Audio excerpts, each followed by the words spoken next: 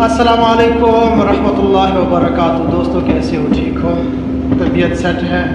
امید کرتا ہوں کہ آپ سیٹ ہوں گے۔ اللہ آپ کو صحت مند رکھے اور خیر خیریت سے رکھے۔ میں ہوں ٹرک ڈرائیور اور آپ دیکھ رہے ہیں تبلیغ زون، میرا یوٹیوب چینل تبلیغ زون۔ دوستو تبلیغ کا مطلب کیا ہے؟ سب سے پہلی بات تو ہمیں یہ سمجھنی چاہیے کہ تبلیغ کا مطلب کیا ہے۔ یہ آپ نے دیکھے ہوں گے ہمارے کچھ بھائی بوریا بستر باندھ کے نکل جاتے ہیں، اپنے گھروں کو اپنے بچوں کو چھوڑ کر نکل جاتے ہیں، اور کوئی 40 دن لگاتا ہے، کوئی 3 دن لگاتا ہے، کوئی 4 مہینے لگاتا ہے تبلیغ کے لیے۔ تبلیغ اصل میں ہے کیا؟ پہلے ہمیں اس بات کو سمجھنا چاہیے کہ تبلیغ ہے کیا۔ تبلیغ کا مطلب ہے پہنچانا۔ اب یہ نکلا ہے بلاغ سے۔ عربی کے الفاظ ایسے ہوتے ہیں کہ اس میں تھوڑی سی بھی زیر زبر سے معنی بدل جاتے ہیں، تھوڑی سی بھی زیر زبر سے معنی بدل جاتے ہیں۔ بلاغ کا مطلب پہنچا دے، ٹھیک ہے، پہنچا دیا، پہنچ گیا، پہنچا دے۔ جیسے عمر بلوغت ہوتی ہے، عمر بلوغت کا مطلب کیا ہے؟ بلاغ یعنی پہنچ گیا، عمر یعنی اس حد تک پہنچ گیا جس حد میں ان کے اوپر مطلب ہے کہ شریعت نافذ ہونا شروع ہو جاتی ہے، ٹھیک ہے جی۔ عمر بلوغت، بلاغ، پہنچ گیا۔ اسی طرح تبلیغ نکلا ہے اس چیز سے پہنچا دینا، لیکن کیا پہنچانا؟ اللہ کی بات، قرآن اور احادیث پہنچا دینا، یعنی سمپل سی بات ہے، امر بالمعروف و نہی عن المنکر، ٹھیک ہے جی۔ امر بالمعروف و نہی عن المنکر یعنی آپ نے لوگوں کو نیکی کی طرف بلانا ہے اور برائی سے روکنا ہے۔ اور یہی ایک وجہ ہے، اسی وجہ سے ہم امت محمدیہ صلی اللہ علیہ وسلم خاص امت ہے، صرف اسی وجہ سے کہ ہمیں یہ کام کرنا ہے۔ ہم امر بالمعروف و نہی عن المنکر کریں گے تو ہم خاص ہیں، نہیں کریں گے تو ہمارا باقی نبیوں جیسا ہی ہمارے ساتھ رویہ ہوگا۔ ہمارا کام کیا ہے؟ پہنچانا، یعنی اللہ کی بات کو دوسروں تک پہنچانا۔ تو یہ ہم ہر حال میں کر سکتے ہیں، جس حال میں بھی ہم ہوں۔ میں ہوں گاڑی چلا رہا ہوں، ٹرک ڈرائیور ہوں، میں یہ کام کر سکتا ہوں، بجائے اس کے کہ میں فضول گانے سنوں یا کسی اور قسم کے کام کروں چلتے ہوئے میں۔ کچھ لوگ چلتے ہوئے کھانا کھاتے ہیں، کچھ لوگ چلتے ہوئے باتیں کرتے ہیں، کچھ لوگ چلتے ہوئے گانے گاتے ہیں، کچھ لوگ گانے سنتے ہیں، مطلب لوگ طرح طرح کے کام کرتے ہیں گاڑی چلاتے ہوئے بھی۔ مانا کہ ٹھیک تو نہیں ہے، نہیں کرنا چاہیے، لیکن ذرا سوچئے اگر آپ ایک فضول قسم کا کام کر رہے ہیں تو اس سے آپ کو فائدہ کیا ہے؟ اس سے آپ کو کیا فائدہ ہے؟ کوئی فائدہ نہیں۔ یقیناً آپ گناہ والا کام کر رہے ہوں کہ جس کا آپ کو حساب دینا ہوگا، جس کا آپ کو حساب دینا ہوتا ہے، آپ حساب دیں گے، کیونکہ قرآن مجید میں رب العالمین ارشاد فرماتے ہیں فَمَن يَعْمَلْ مِثْقَالَ ذَرَّةٍ خَيْرًا يَرَهُ وَمَن يَعْمَلْ مِثْقَالَ ذَرَّةٍ شَرًّا يَرَهُ۔ آپ کو حساب دینا ہے ذرے ذرے اچھائی کا، ذرے ذرے برائی کا۔ تو کیوں نہ اچھا کام کر لیا جائے، ایسا کام کر لیا جائے جو ہمارے خلاصی کا باعث بن جائے۔ کیا معلوم ہماری کون سی ایسی بات جو دوسرے مسلمان بھائیوں کو پسند آ جائے اور اس کے ذریعے اس کی زندگی بدل جائے اور رب العالمین ہماری مغفرت فرما دے۔ یا دوسری طرف سے یہ ایک صدقہ جاریہ بھی ہے، یہ ایک صدقہ جاریہ بھی ہے۔ سوشل میڈیا کے دور میں جہاں پہ فضول لغویات قسم کی چیزوں نے اتنا قبضہ جما کر رکھا ہوا ہے، وہاں یہ ہماری کمزوری ہے کہ ہم وہاں تک نہیں پہنچ پا رہے ہیں۔ پہنچ گئے ہیں ہمارے دوست احباب، ہمارے بھائی جو جن کو جس چیز کی فکر ہے وہ پہنچے ہوئے کر رہے ہیں، لیکن اس حساب سے نہیں ہے۔ آپ جیسے یوٹیوب کھولو گے، آپ جیسے کوئی بھی سوشل میڈیا کا پلیٹ فارم کھولو گے، آپ کو کیا نظر آئے گا؟ سب فضول ڈرامے اور گانے اور لغویات ہی نظر آئے گا، اور کچھ لوگ پیسہ کمانے کے لیے اسے بڑے شوق سے کر رہے ہیں، جبکہ یہ عذاب جاریہ ہے۔ ہمارے مرنے کے بعد لوگ اپنا ٹائم ویسٹ کریں گے اس کے اوپر، تب بھی ہمارے لیے مصیبت ہے۔ لوگ اپنے راستے سے پھر جائیں گے تب بھی ہمارے لیے مصیبت ہے، ہمارے لیے عذاب کا باعث بنے گا۔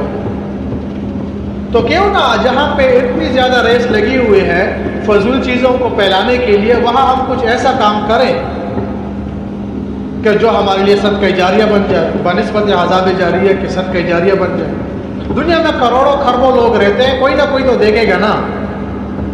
آپ کرو جیسے بھی آپ کو کرنا ہے کرو، لیکن تبلیغ کرو، لوگوں کو اچھائی کی طرف بلاؤ، برائی سے روکو۔ میرے اس چینل کا مطلب بھی یہی ہے۔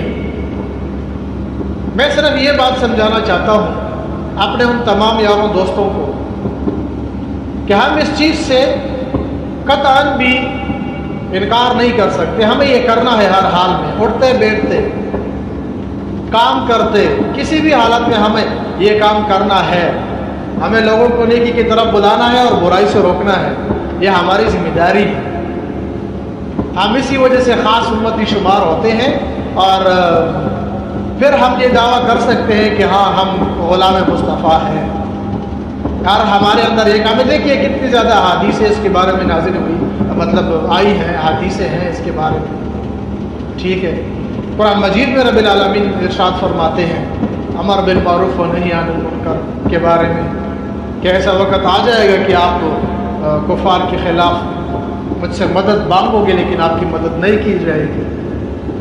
حدیثوں میں بھی ہے، ٹھیک ہے، کہ جب آپ امر بالمعروف و نہی عن المنکر چھوڑ دو گے تو آپ کی دعائیں قبول نہیں ہوں گی۔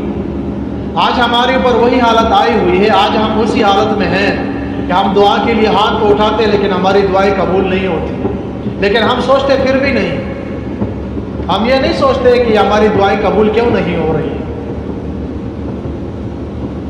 نہ تو ہمیں اپنے اس چیز کے بارے میں فکر ہے کہ ہم جو کھا رہے ہیں آیا وہ حرام ہے یا حلال ہے، اور نہ ہی ہم اس چیز کے بارے میں علم حاصل کرنا پسند کرتے ہیں کہ وہ کون سی چیزیں ہیں جنہوں نے ہماری عبادات کو اور ہماری جو ہے نا دعاؤں کو روک کے رکھا ہوا ہے۔ ہمیں جاننا ہوگا، ہمیں اس چیز کے بارے میں علم حاصل کرنا ہوگا، تبھی جا کے ہم کامیاب ہوئیں گے، اس دنیا میں بھی اور آخرت میں بھی۔ ہم کیا کر رہے ہیں؟ ہمیں یہ سوچنا چاہیے، اپنے گریبان میں جان کر سوچنا چاہیے ہماری نماز کی طرح ہے کہ نہیں ہے، یا بس ٹوٹلی ایک بوجھ سمجھ کے، کیا بولتے ہیں اس کو، ایک بوجھ سمجھ کے ہم اس کو اتار رہے ہیں۔ وضو میں کتنے فرائض ہیں، کتنے مستحبات ہیں، کتنی سنت ہیں، اچھا نماز کے اندر کتنے فرائض ہیں، کتنے مستحبات ہیں، کتنے سنت ہیں، کتنے واجبات ہیں، یہ سب کچھ ہمارے علم میں ہونا چاہیے۔ کون سی چیز ہم چھوڑ دیتے ہیں تو ہماری نماز فاسق ہو جاتی ہے، کون سی چیز ہم کر لیتے ہیں تو ہماری نماز قبول ہوگی، کون سی چیز ہے جو ہم چھوڑ دیں گے تو ہمارے اوپر جو ہے نا واجب سے سہوا آ جائے گا۔ یہ سب چیزیں ہم کو معلوم کرنا ضروری ہے۔ جب یہ ہمارے علم میں ہوگی تو ہماری نماز ایک پرفیکٹ نماز ہوگی، اور جب ہماری نماز پرفیکٹ ہوگی تو حدیث ہے کہ اگر آپ برائی سے نہیں رک رہے ہیں اور نماز بھی پڑھ رہے ہیں اور برائی سے نہیں رک رہے ہیں تو آپ اپنی نماز کی طرف توجہ دیں، مطلب یہ ہے کہ آپ کی نماز میں کوئی گڑبڑ ہے۔ لیکن یہاں تو ماشاءاللہ ہمارے پاس ایسے جو ہے نا وہ بنے ہوئے ہیں کہ ہمارے ذہن میں ایسی باتیں بٹھائی ہوئی ہیں کہ کہا جاتا ہے کہ اس کی الگ جگہ ہے، کیا بولتے ہیں، نماز کی الگ جگہ ہے اور حرام اور حلال کی الگ جگہ ہے، ٹھیک ہے جی۔ تو کتنی غلط بات ہے کہ یعنی ہم جتنے عبادات کر رہے ہیں وہ عبادات ہماری قبول ہی نہ ہو، عبادات ہماری قبول ہی نہ ہو تو کیا فائدہ ہے؟ ہم قیامت والے دن اتنے عباداتوں کا ڈھیر لے کر جائیں گے اپنے پاس ساتھ، لیکن وہاں جا کر ہمیں پتہ لگے گا کہ ہماری تو کوئی بھی عبادت قبول نہیں ہوئی۔ اس کی وجہ کیا ہوگی؟ اس کی وجہ یہی ہوگی کہ ہم حرام چھوڑنا پسند نہیں کرتے، حرام کے ساتھ نمازیں بھی پڑھ رہے ہیں، جبکہ حدیثوں سے یہ بات ثابت ہے کہ اگر آپ نماز بھی نہیں پڑھتے، اگر آپ 5 وقت کی نماز نہیں پڑھ رہے ہیں تو آپ کی کمائی بھی حرام ہے، آپ کی کمائی بھی حرام ہے، آپ خود بھی حرام کر رہے ہیں، اپنے بچوں کو بھی حرام کھلا رہے ہیں اگر آپ نماز نہیں پڑھتے۔ نماز نہ پڑھنے کے جو عذر ہے وہ تو الحمدللہ اس دور میں ہے ہی نہیں۔ نماز تو کسی بھی طریقے میں نہیں چھوڑنی چاہیے، نماز کے لیے تو کھڑے ہو کر پڑھو، نہیں پڑھ سکتے ہو تو بیٹھ کر پڑھو، بیٹھ کر نہیں پڑھ سکتے تو لیٹ کر پڑھو، لیٹ کر نہیں پڑھ سکتے تو اشارے سے پڑھو، لیکن پڑھو۔ نماز تو کسی بھی صورت میں چھوڑنا مطلب، اور ہم ایک معمولی سے کام کے لیے اس کو اپنا عذر بنا لیتے ہیں کہ جی میں تو کام میں مصروف تھا اس لیے نماز نہیں پڑھی۔ تو ہم کتنے بڑے دھوکے میں آئے، یہ دھوکہ ہم اپنے آپ کو دے رہے ہیں یا یہ ہم اللہ کو دھوکہ دے رہے ہیں؟ اللہ کو ہم دھوکہ دے رہے ہیں۔ اللہ کو ہم دھوکہ دے سکتے ہیں، جو ہمارا خالق ہے، جو ہمارا مالک ہے، جو ہمارا رازق ہے، ہم اس کو دھوکہ دے سکتے ہیں۔ جس نے ہم کو پیدا کیا، ہزاروں کروڑوں سال پہلے ہمارا رزق لکھ لیا، سارا کچھ کر لیا، ہم اسے دھوکہ دیں گے؟ ہماری اچھائی بولائی، ہمارا رزق، ہمارا مرنا، ہمارا پیدا ہونا، ہمارا جینا، سارا کچھ رب العالمین نے آج سے کروڑوں خربوں سال پہلے طے کر کے رکھا ہوا ہے، ہم اسے دھوکہ دیں گے؟ نہیں دوستو، ہم صرف اپنے آپ کو دھوکہ دے رہے ہیں، کسی کو بھی دھوکہ نہیں دے رہے، صرف اپنے آپ کو دھوکہ دے رہے ہیں۔ اور وہ دھوکہ ہم سے کون دلوا رہا ہے؟ شیطان، کیونکہ ہم نے اس کو اپنے اوپر حاوی کر دیا۔ کیسے حاوی کر دیا؟ نہ تو ہمارا کھانا سنت کے مطابق ہے، نہ ہی ہمارا پینا سنت کے مطابق ہے، نہ ہی ہمارا جاگنا، سونا، مطلب پیشاب کرنا، پانی پینا، جو کچھ بھی ہمارے راستے پر چلنا، گفت و شنید کرنا، کچھ بھی ہمارا سنت کے مطابق نہیں ہے۔ تو ہمارے ہر ایک چیز میں شیطان انٹری مارتا ہے۔ دیکھیے طریقہ بتایا گیا ہے، طریقہ کیا بتایا گیا ہے؟ آپ کھانا کھا رہے ہو، آپ کے ساتھ آپ کا شیطان بھی کھانا کھا رہا ہے، جتنا آپ طاقتور ہو رہے ہو شیطان آپ سے دگنا طاقتور ہو رہا ہے، ٹھیک ہے جی؟ تو اب اس کو کمزور کرنے کا کیا طریقہ ہے؟ سمپل سی بات ہے، سنت نبوی صلی اللہ علیہ وسلم کے طریقے کے اوپر آپ کھانا کھا لو تو آپ کا شیطان وہ کھانا نہیں کھا پائے گا، اس کو وہ طاقت نہیں ملے گی جو آپ کو مل رہی ہے، ٹھیک ہے جی؟ اب کرنا کیا ہے؟ بسم اللہ وعلی برکت اللہ، بسم اللہ الرحمن الرحیم، کچھ بھی آیا مطلب ہے کہ بسم اللہ پڑھو، صحیح ہے؟ تو آپ کے ساتھ شیطان اس طاقت میں آپ کے ساتھ شیطان شیئر نہیں ہوگا۔ جب آپ کے ساتھ شیطان شیئر نہیں ہوگا تو آٹومیٹکلی وہ کمزور ہوتا جائے گا۔ آخر میں بولو الحمدللہ الذی اطعمنا وسقانا وجعلنا من المسلمین، الحمدللہ بولو بھی چلے گا، مشکل نہیں، پراپر طریقے سے چپ چاپ کر کے کھانا کھاؤ۔ ہاں اگر آپ سے بسم اللہ بھول بھی گیا ہے پھر بھی آپ کو آپ کی شریعت نے راستہ بتایا ہوا ہے۔ آپ سنٹر میں شروعات میں، آخر میں، کبھی بھی آپ جب آپ کو یاد آ جائے کہ میں نے بسم اللہ نہیں پڑھا تو بسم اللہ واولہ وآخرہ، تو آپ کے ساتھ شیطان نے جتنا کچھ کھایا ہے وہ سارا کچھ الٹی کر دے گا، صحیح ہے؟ وہ سارا کچھ الٹی کر دے گا۔ ایک پراپر طریقہ کار ہے شریعت کے اندر ہر ایک چیز کے لیے، بشرطے کہ ہم اس کو معلوم کریں اور اس کو جانیں، لیکن ہمارے اندر اس چیز کی طلب ہی نہیں ہے۔ اچھا، تو جب ہم نے سنت کے مطابق یہ سارا کچھ کر لیا، پیشاب بھی ہمارا سنت کے مطابق ہو گیا، پینا بھی ہمارا سنت کے مطابق ہو گیا، کھانا بھی ہمارا سنت کے مطابق ہو گیا، آلریڈی ہمارا شیطان کمزور ہوتا جائے گا، وہ اتنی طاقت سے ہمیں نہیں ورغلا سکے گا جتنی طاقت سے وہ پہلے ہمیں ورغلاتا تھا۔ جب وہ ہمیں اتنی طاقت سے نہیں ورغلا پائے گا دوستوں، تو یقیناً ہمارا جو ایمان ہے وہ امپروو کرے گا، تھوڑا تھوڑا کر کے امپروو کرنا شروع کرے گا، اور ایک دن ایسا آئے گا کہ پھر ہمارے اندر سنت کے طریقوں کی ایک قطار لگ جائے گی، اور پھر ہم بڑے آرام اور طریقے سے اس کے اوپر عمل کر سکیں گے۔ پھر ہمارے لیے مشکل نہیں ہوگا، پھر ہمارے لیے ایزی ہوگا، آسان ہو جائے گا اور ہم کر پائیں گے۔ بس یہی ایک چیز ہے جو ہم آپ تک پہنچانا چاہتے ہیں اس چینل کے ذریعے، کہ ہم جس خواب غفلت میں سوئے ہوئے ہیں یہ سوچ کر کے کہ جی ابھی تو بڑی عمر پڑی ہے، عمر کی کسی کو کوئی پتہ نہیں ہے، عمر کس وقت ختم ہو جانے کی کسی کو کوئی پتہ نہیں، یہ ہماری بھول ہے، ہم دھوکے میں پڑے ہوئے ہیں۔ موت کسی بھی وقت آ سکتی ہے، موت کا کوئی ٹائم مقرر نہیں ہے، کسی بھی وقت آ سکتی ہے، نہ ہم کو اس کے بارے میں معلوم ہے، ٹھیک ہے۔ تو یہ قیاس رائیاں لگانا کہ جب میں بوڑھا ہو جاؤں گا تو پھر کر لوں گا، تو آپ کو ایک بات بتا دوں، جس طرح آپ جوانی کے اندر ہر ایک چیز کو بڑے شوق سے کرتے ہیں، شادی بھی جوانی میں کرتے ہیں نا، مزدوری بھی دبا کے جوانی میں ہی کرتے ہیں، خوراک بھی دبا کے جوانی میں ہی کرتے ہیں، ہر ایک کام جوانی میں دبا کے کرتے ہیں، بڑے شوق سے کرتے ہیں۔ اگر نہیں کرتے تو اللہ کی عبادت نہیں کرتے نا۔ تو کس بات کی کیا گارنٹی ہے کہ جب آپ 40-50 سے اوپر ہو جائیں گے تو آپ کی نظر کام کرے گی، آپ کے گوڑے کام کریں گے، آپ کی کمر کام کرے گی، آپ کا دلیل کام کرے گا؟ اس چیز کی کوئی گارنٹی ہے؟ کوئی گارنٹی نہیں۔ تو کیا آپ اللہ تعالیٰ کے سامنے ایسی عبادت کو رکھو گے جس میں آپ صحیح طرح سے رکوع کے لیے جھک بھی نہیں پاؤ گے؟ آپ صحیح طرح سے رکوع کے لیے جھک بھی نہیں پاؤ گے، کمر میں درد ہوگا، آپ کے گوڑوں میں اتنی جان ہی نہیں ہوئے گی کہ آپ سجدہ کر پاؤ، آپ کی نظر ہی کام نہیں کرے گی کہ آپ قرآن شریف کی تلاوت کر سکو، آپ کا دلیل بھی کام نہیں کرے گا، دماغ بھی کام نہیں کرے گا کہ 3 رکعتیں پڑھ لی، 4 رکعتیں پڑھ لی، 2 پڑھ لی، کتنی پڑھ لی۔ تو جب آپ بڑھاپے میں پہنچ کر اللہ تعالیٰ کو ایسی عبادت دو گے تو پھر آپ ذرا خود اندازہ لگا لیجئے کہ پھر اس عبادت کا ہمیں کتنا اجر ملے گا اور کیسا ملے گا، کیونکہ مذاق کر رہے ہیں نا، ہم نے تو مذاق کی ہے۔ جوانی میں ہم کام میں جوانی ہم نے گزار دی ہے، ٹھیک ہے، بڑھاپے پہ جا کر ہم یہ سوچ رہے ہیں کہ ہم ابھی اللہ کو راضی کریں گے، ٹھیک ہے، اللہ تعالیٰ تو راضی ہو جائے گا، وہ غفور رحیم ذات ہے، لیکن کیا آپ کو اپنی جوانی کا حساب نہیں دینا ہوگا؟ بڑے نصیب والے وہ ہوں گے جو حساب کے بغیر جنت میں جائیں گے، جن سے اللہ راضی ہو جائے گا، نہیں تو حساب تو دینا پڑے گا۔ مانو زندگی میں ہماری ایک بھی غلطی ہوئی اور وہ اللہ تعالیٰ نے معاف نہیں کی، پھر کیا ہوئے گا؟